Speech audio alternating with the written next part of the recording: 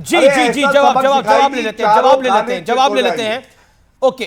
अमीक जमाई 40 seconds reply. Congress तो आई नहीं है, जवाब किससे लेंगे? देखिए अगर देखिए ये जो वरिष्ठ वकील हैं, मैं कहूंगा, निवेदन करूंगा, आपके पास कुछ शब्दों का चयन हम आपको भेज देते हैं जो पार्लियामेंट्री हो, थोड़ा भारी हो। हम ये कह रहे हैं कि कर्नाटका में अगर कांग्रेस ने एक नजीर कायम करी, गलत नजीर है। आप अपने आप को जस्टिफाई क्यों कर रहे हैं? इस देश का प्रधानमंत्री, इस देश की सरकारों को एक नजीर कायम करना चाहिए, एक इकबाल बताना चाहिए कि इस देश में क्या इकबाल होता है। लेकिन जब से गृह मंत्री श्री अमित शाह जी आए, जब से नरेंद्र मोदी जी आए, पहले तो अपहरण जिले स्तर पे होता था विधायकों का, अब तो सरकारों का अपहरण कर ले रहे हो।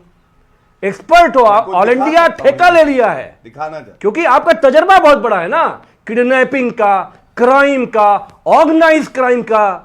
तो आप हमारे संस्थाओं को इस्तेमाल कर रहे हो, अमिताभ यश जैसे काबिल अफसर को इस्तेमाल कर रहे हो, आप ईडी का इस्तेमाल कर रहे हो, आप ईडी के मोस्ट एफिशिएंट ऑफिसर का इस्तेमाल कर रहे हो, वो आपके आरएसएस के दरबान बनेंगे। इसलिए हमारी सरकारों ने ईडी नहीं बनाया था। सीबीआई आपके दरवाजे पे चक्कर लगाएगी, इसलिए हमने सीबीआई नहीं बनाया था। ये जो आप नजीर कायम कर रहे हैं, ठीक है। Gaurav Bhatia reply, sharp reply Gaurav Bhatia. लेकिन देखिए, ये सीबीआई ईडी एक तरफ है, बीजेपी तैयारी भी कर रही है।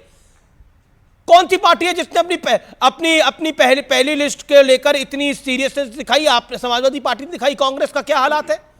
क्या वो सीट का डिवीजन नहीं हो पाया? महाराष्ट्र में आज भी झगड़ा चल रहा है। चलिए, पॉइंट ये है।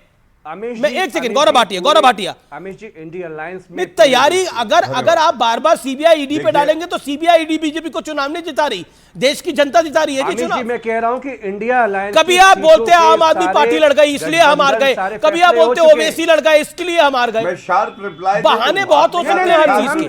Okay, Gaurav Bhatia 30 seconds, sharp reply. देखिए, हाँ, शार्प रिप्लाई मैं देता हूं। कोई पार्टी जिसके 39 एमपी थे 2004 से लेकर 2009 तक, वो 3 लोकसभा सांसद तक कैसे सिकुड़ गई? अरे ये जो चादर थी, ये रुमाल कैसे बन गई सिकुड़ के? और ये समाजवादी पार्टी को आत्मचिंतन करना है। मैंने एक तथ्य रखा और वो जजमेंट मेरे हाथ में है। मुलायम सिंह यादव जी पे आप लोगों ने कहा झूठा मुकदमा चलाया कांग्रेस ने, उनका वकील मैं ही रहा था, श्रद्धेय हैं, और मैं केवल याद दिला रहा हूं। और मैं एक बात आपको और बताऊं, सलीम शेरवानी छोड़ के गए आपकी पार्टी को, राष्ट्रीय महासचिव हैं। स्वामी प्रसाद मौर्य हिंदुओं को गाली देते थे, अखिलेश यादव तो उनको नहीं निकाल पाए पार्टी में, लेकिन वो इस्तीफा देके चले गए। नगर में मुसलमानों का कत्लेआम हुआ भारतीय जनता पार्टी के द्वारा। 80 में 80 आप और आपके पिताजी समाजवादी खून था आपकी रगों में। छोटे भाई बीच में आप मुजफ्फरनगर के कातिलों की पार्टी में गए, आप बीच में कैसे चले गए आप? मैं आपसे यही विनती कर रहा हूँ, बाकी आप बोलना चाहे चिल्लाना, मैं इज्जत करता हूँ आपकी, मैं आपसे प्यार से एक बात कहूंगा। जब आप बोले तो मैंने सुना आपकी बात। के लिए, समाजवादी लोगों के लिए लिहाज पैदा करिए, लिहाज। आप कब कहाँ होंगे आपको भी नहीं पता किस पार्टी में होंगे। ये गलत बात हो रही है। इतना लिहाज पैदा करिए, कोई नहीं कि जब हम मिले, आप मेरी चिंता ना करिए, जब हम मिले तो आप अपनी चिंता करिए। मैं आपसे ये कहूंगा, मैं अपनी बात पूरी कर लूं, अगर आप बीच में ना टोके तो, वरना फिर आपको अच्छा नहीं लगेगा मैं चिल्लाऊं आप पे या कुछ कहूं। सुनिए, मैं केवल आपसे इतना कह रहा हूं, फरमाइए। 39 से 3 सीटों में आ गई। यादव परिवार के बाहर का सदस्य आज तक अध्यक्ष आपकी पार्टी का क्यों नहीं हुआ?